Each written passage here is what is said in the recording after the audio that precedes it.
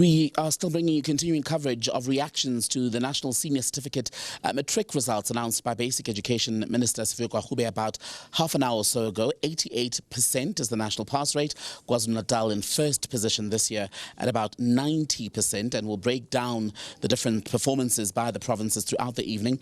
Grateful to have with us the Basic Education Minister Siviwe Gwarube herself here on the SABC News channel. Minister, I suppose first things first is congratulations. Are you and the MECs on Cloud9 this evening? Thank you very much, Tembegida. I think firstly, just to congratulate the class of 2025. I think it's important for South Africans at home to remember that this class was in grade 8 when COVID-19 hit, and they were part of the cohort of people who were rotating to attend school. So this class has not been without its challenges. They were essentially not prioritized when they got to high school because of the pandemic.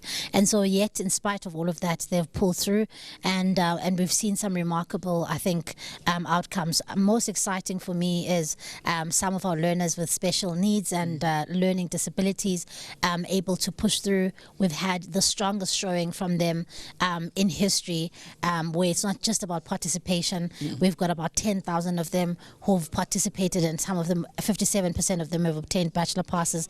That speaks to an inclusion of a system.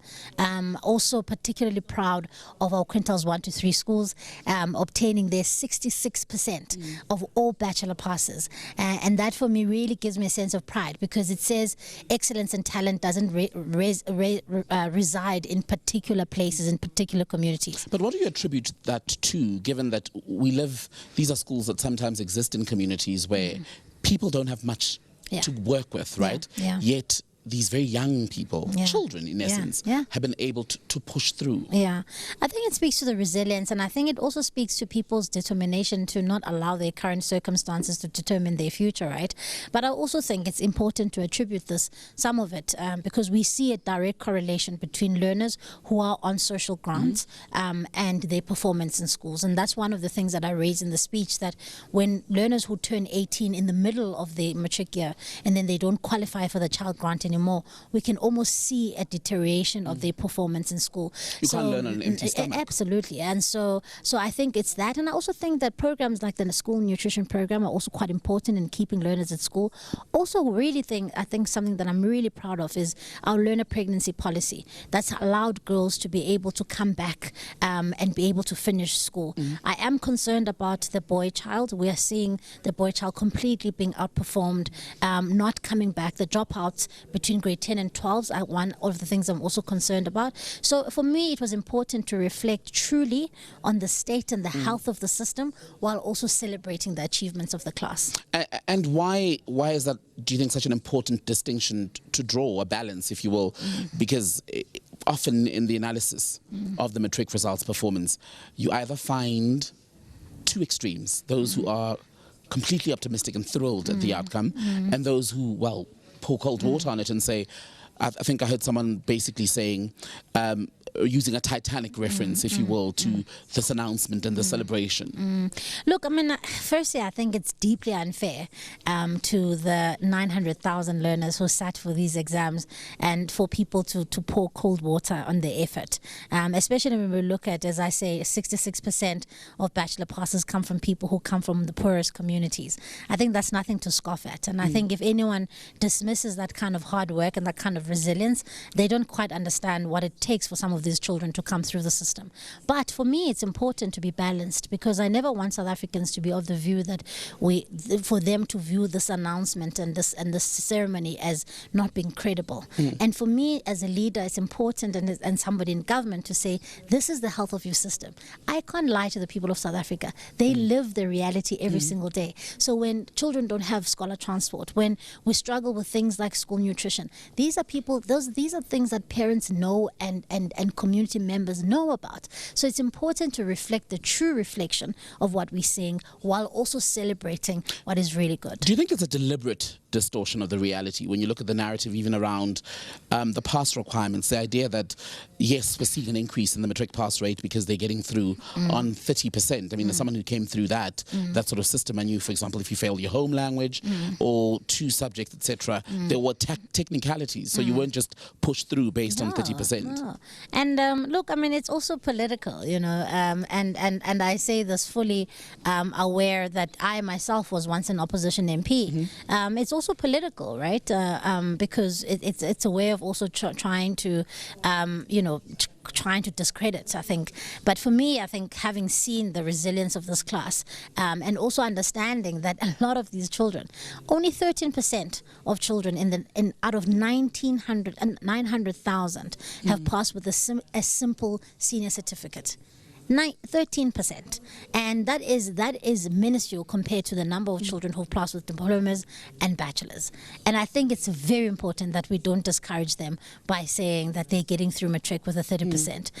Now, first of all, universities will tell you they're not taking anybody in their ranks who has the minimum senior certificate requirements. The reason why they are sitting with massive waiting lists is because children are passing, and they're passing well, and they're eligible for university degrees, but they simply cannot get through because of space constraints. But the challenge now is that even for those who've done well, there simply isn't enough space. I know that's not within your department, but that is the reality that'll face most of them as they get their statements tomorrow and try to go to universities where they've been provisionally accepted or are trying to apply, where they simply won't have a spot.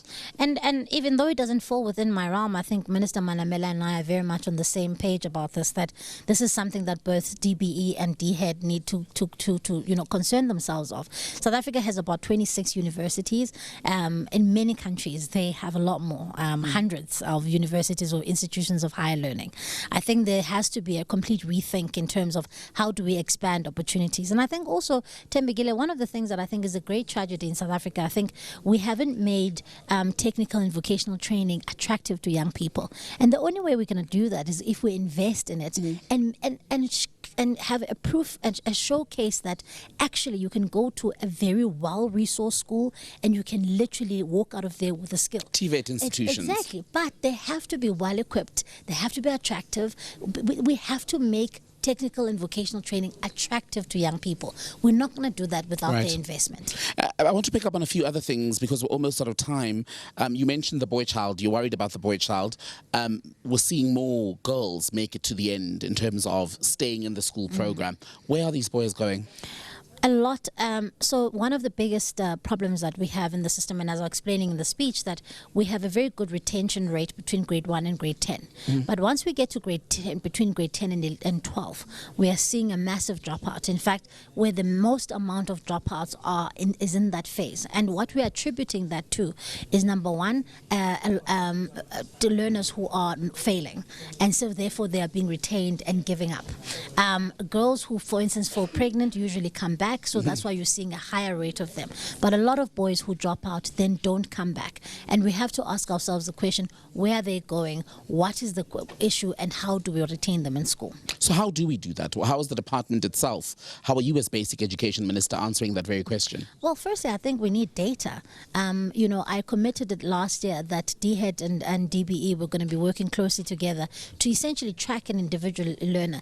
Tembegile, we should know where Tembegile is. If he started in grade 1 and we don't no longer see him in grade 10, between the two departments, using his ID number, we should be able to tell whether he is in a TVET college or he's still in DBE. But we can't say he's unaccounted for because he's either in one of the two departments. Because then if he's unaccounted for, he's either in the youth, not in employment, and not in training.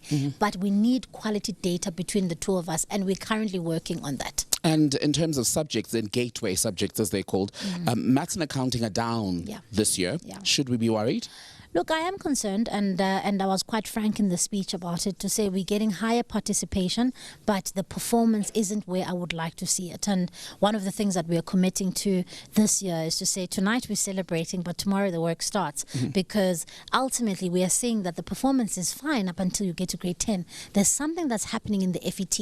And one of the other things that I raised is schools that are deliberately discouraging learners from taking gateway subjects, we will find them and we will stop them. Are they still doing that? Because I remember when I was in high school, some of that was done so that the schools could then register a higher pass rate. So rigging, if you will, in a sense, the way in which they'll perform at the end. Yeah, and I mean, it's called culling, and ultimately, I mean, it's absolutely, and it's an unjust way of dealing with the problem. We have to have targeted support programs, not discouraging learners from taking difficult subjects because we want to gerrymander the marks. And so I think where that does happen, we need to be quite deliberate about saying we won't allow this. Instead, we, from a department, from a national department, we will come up with support programs to make sure that these learners are successful. So most provinces, according to you tonight, are financially unsustainable. Yeah. Why is that? And what is the potential danger of that to the schooling system? Look, I think austerity measures are a massive threat to the schooling system in general. When I was briefing the president yesterday about the matric pass, about the matric results, I indicated to him quite frankly that, look, to sustain the kind of gains we are seeing in the system, we're going to have to think very carefully about how we're funding education and health. And of course, while we claim a big chunk of the budget, the reality is that the demands and the system is growing far slower than what the allocation is. We're not getting the teachers that we're requiring. We're not getting the budgets that we're requiring. And of course, there's still some provinces that mismanage funds. But is Treasury going to relent come February when we get the budget? Is Treasury going to give in to your requests? Because I remember last year you said you were going to have some difficult conversation, a bit of nudging, a bit of tugging. Yeah. Look, I mean, I think I've also learned my way around how to work with Treasury. Carrot or stick? Which works best? So I think 18 months later, I can. I think it's mostly carrot and negotiation, but also making a compelling argument about why certain things need to be looked after, particularly things like the school nutrition grant, things like that. Those things are critical to poor learners in our country. So it's going to be a tough conversation. It's already started. We started the negotiations with the budget last year already, right. And so yeah, it's some tough calls, but they have to be made. So final question. So a mixed bag by your own admission, Minister, in terms of how we should read the results presented this evening. 88% is the national pass rate. None of the provinces got anything below 84%. So that's impressive. Yeah. Where do we go next for 2026? What is the target? Yeah, so for me, I mean, I think I've also been, I think, quite clear about saying, you know, I'm less obsessed about the global pass mark. You know, as I said, I'm absolutely proud of the class of 2025, but I want us to start focusing a lot more on quality indicators. So I want us to increase the participation in maths and science. I want us to increase the performance in maths and science. I want more bachelor passes. I want more children with disabilities passing, and I want us strengthening the system from the foundation up. So for me, I think less about saying, oh, I want us to attain 90% next year. I want to come back to you and say 90% of children in grade R are ready for grade 1. So quality versus quantity. Absolutely. Absolutely. Thank you very much. The Basic Education Minister, Siviwe Gwarube, is speaking to us. We're going to let you go. I know everyone is waiting to speak to the Minister about the National Senior Certificate results.